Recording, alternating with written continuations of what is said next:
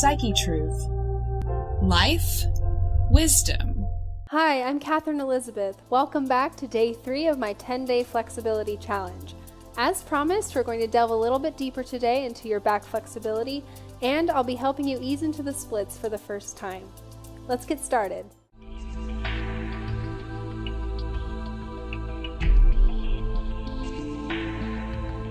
Today we're going to start on the floor. Go ahead and take your plank position on your hands. Now instead of a push-up, we're going to be doing back curls. So we're going to start by just finding our upper back and flexing it back and forth. So we're not really doing a push-up at all because our elbows are staying stationary. Instead, we're retracting our shoulder blades and pushing the floor away to access our upper spine. Now you do want to still incorporate the fundamentals of holding a plank, that is keeping your hips down, keeping a strong belly, and keeping your neck long and free. If this is very difficult for you to isolate at the moment, go ahead and take the plank down to your knees, but continue to work through your upper back.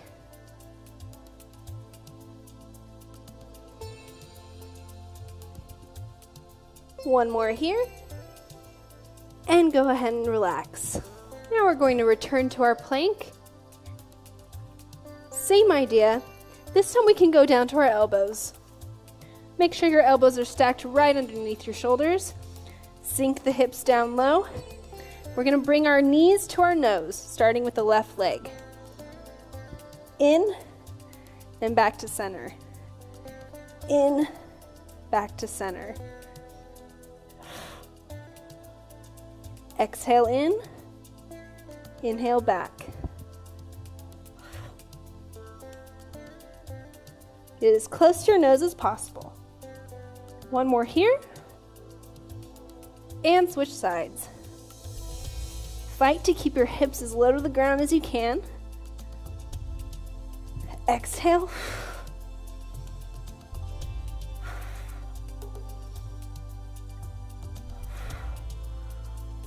And one more. And release. So our warm-up is a little bit more rigorous today, and that's because I want there to be plenty of time for us to ease into our splits safely and fully warmed up. So let's go to our plank, side plank this time. Place either your elbow or your hand right under your shoulder. Stack your feet and lift the hip up high away from the floor. You can rest your left arm on your side, or you can follow your gaze up to your palm as you extend it to the ceiling. Don't forget to breathe. Just focus all of your energy on keeping your hips stacked perpendicular to the floor and keeping that right hip up away from the floor.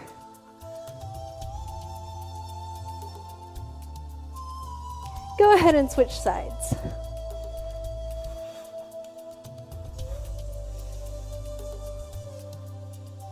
Stack that elbow right under the shoulder. Lift the left hip from the floor. Rest your arm or extend it towards the ceiling and have your gaze follow.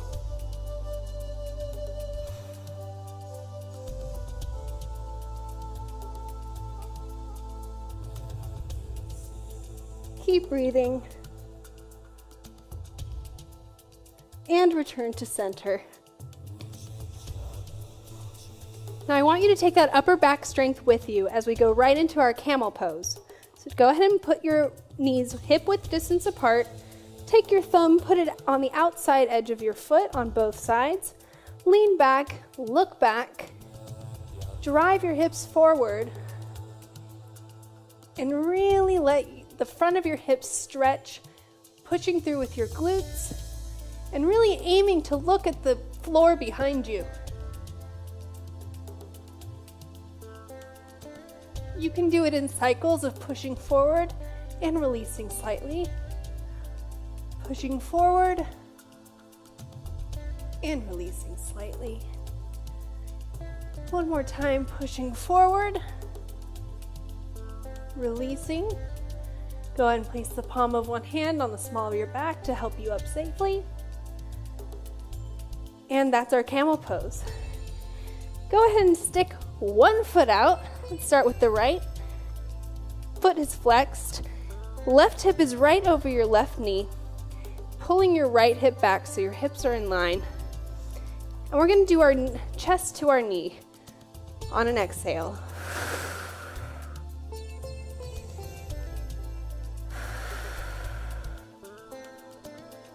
And you can see that when I first start to stretch and I'm not quite warm yet, I do take it sort of in slow pulses. I don't make myself hold it there immediately. I like to do exhale, raise a little bit on the inhale, and just go a little bit deeper each time on each exhale. Now this stretch will be most effective if you don't curl your body in. You're not really just aiming your head towards your leg, you're aiming your chest.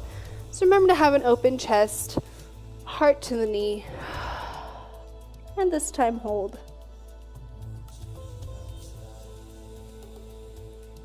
Remember to pull that right hip back away from your knee. Meanwhile, your right heel pulls forward. So you're really just trying to make your leg as long as it possibly can.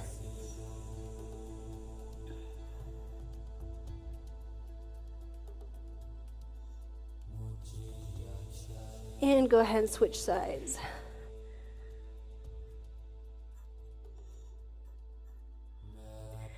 Pulling the right hip over the left, or the right knee. Pulling the left hip back. Big inhale. Exhale, chest toward the knee. Again, you could pulse it slowly. To pull my hip back a little bit.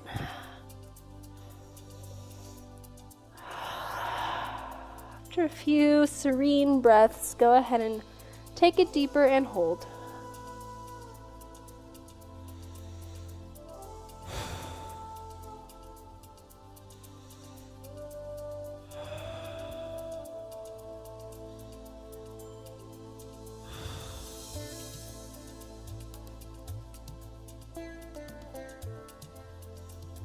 Good.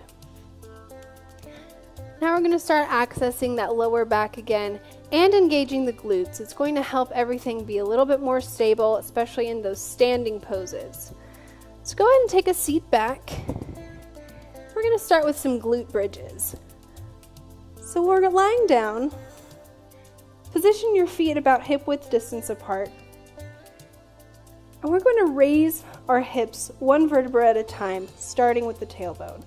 On an exhale. Exhale through the spine until there's one long line from your shoulders to your knees. And lower back down, starting with the top of your spine. Really focus especially on getting every vertebra of the lower back making contact with the mat. Up again on an exhale. Drawing the belly button in towards the spine. Getting to the full height of your hips, one long line from the shoulders to the knees. And we're just going to hold it here. Press your heels in towards the mat. Feel the contraction in your glutes and your hamstrings and the stretch in the front of your hips.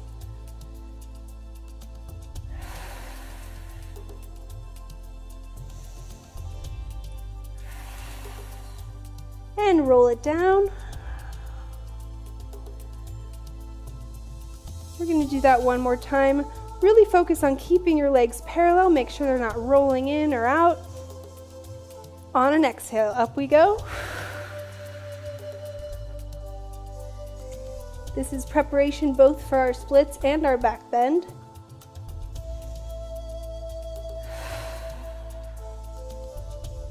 Pressing through the heels. Now for the last few seconds, I want you to drive your hips as far as they will go while pushing into the floor with your heels. Stretch those hips and let it go slowly rolling down. Now from this position, we're ready to attempt our baby back bend. So we're not pushing up into a full arc quite yet. Instead, we're just getting used to what it's like to use our arms from this position. So you can widen your legs if it's a little bit more comfortable.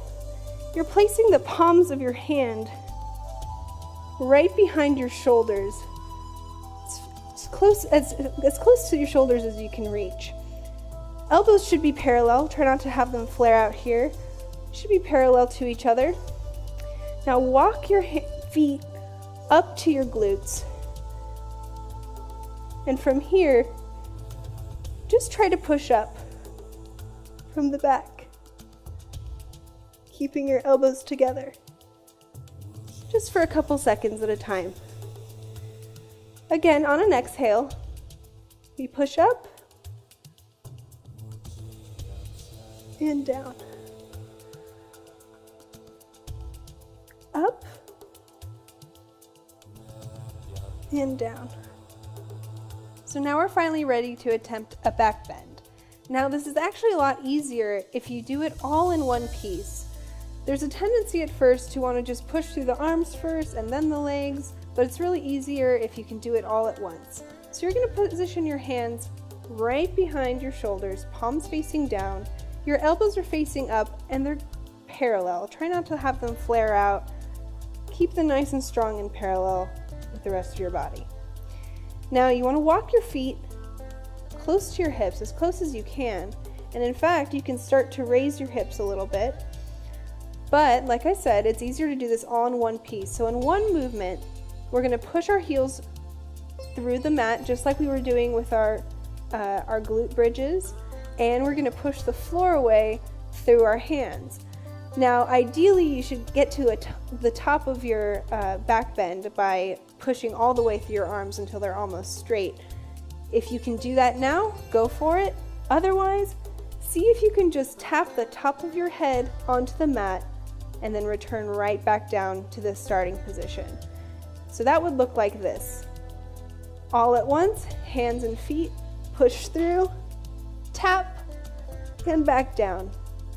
Now I actively did a little bit of a bounce, but if you want to do just a nice easy rest on the top of your head, go for it. Let's do that one more time. So in one piece, push up, rest, and back down. Now you can see my elbows are flaring out a little bit. That might happen at first, but let's try one more time, really focusing on staying parallel with our arms. So just take a nice deep breath. Go forward with excitement, not fear. We're moving forward, we're making progress. Last time for the baby bridge. Inhale, push through both. Keep the arms parallel and return to center. Good job. I'm going to just demonstrate the full bridge, and you're welcome to attempt it with me if the baby bridges were simple enough. So go ahead and bring your palms back to the position, slightly outside of your shoulders, but parallel. All in one piece, we're going to push to our full bridge. This means nice arched but long arms and long legs. Hips to the sky. Ready? 1, 2, 3, up you go. You can hold it as long as you can, even if that's just half a second, but bring it down safely and with control. Now I say that lightly, but it does take practice, so feel free to watch this video and over and over until this starts to be in your body and becomes a little bit easier. So we'll just take one final stretch before trying our splits, and I want you to just visualize yourself doing them perfectly as we stretch. So let's take a pigeon pose. That's your right knee in front of your navel. Tuck your right arch, the right arch of your foot into your left hip here, and try to drive your right hip down, keeping your left foot straight behind you. And just breathe here. Now I'm wearing this really awesome leotard that was given to me by Cahoots and Move and Easy Dancewear, and it's a Degas painting. It's a classic. It has these lovely graceful ballerinas on it, and I always think it's very funny that to achieve that level of grace and beauty, we often have to do things that look not so graceful, like the bear crawls. But just rest assured that everything we're doing today is getting you one step closer to that ease and that grace that we're all striving for. So go ahead and switch sides. We're almost there. Right hip to the left arch of the foot. Drop the left hip. Gaze straight ahead if it helps you.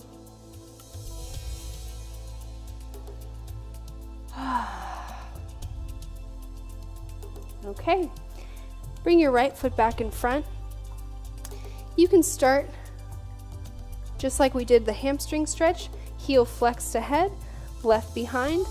I'm going to do it on the yoga mat, but you might find it easier to do it the splits on something a little bit more slippery, something that eases the transition from this position to the full splits. Okay, so now we're going to go into our splits. The main thing I want you to think about is splitting evenly on both legs and putting equal weight on each leg. So if you find that your hamstring is more flexible than your back quad and your back hip flexor, this might be your split already. But I challenge you to find the center of your weight between both legs. And you might not go as low to the ground, but focus on working correctly, putting both hips in line and pushing down with equal weight. And upper body should be facing straight ahead over your front foot. Now sometimes I do lean just a little bit on my back hip, so that's a trouble spot for me. I sort of just relax my front foot and I lean on that back hip and I roll back to the center. Again, I'm going to lean, just walk my hands, relaxed right leg, and roll back to the center. So depending on what sport or activity you're doing, that's going to determine what direction your back knee is facing. For some things like dance, you'll be asked to turn your knee towards the wall, towards the side, whereas other activities like martial arts or cheerleading, you might be asked to face your knee towards the ground. Both are perfectly valid, but they do stretch different muscles. So I recommend practicing it both ways. We're just going to stay here a little bit longer. All right, let's give it a go to the other side. So just push gently with your arms to allow your legs to come back to center. And we'll start the same way. Left foot out. Hips are even. Foot is flexed. And now you can center your weight over your hands. Before going down too low, make sure that equal weight is on both legs. And we slide down. And I'm going to walk my hands to the side here. Just relax my left leg. Just get a little bit more of a stretch in that right hip. And walking back over. Extending. One more time, walking back over. You can even bring this all the way down to your elbows. I find that really helpful sometimes. The most important thing is to breathe and really visualize with each breath. Visualize the oxygen going through your bloodstream, going through all the fibers of your muscles. Just imagine that you are increasing your flexibility. You are.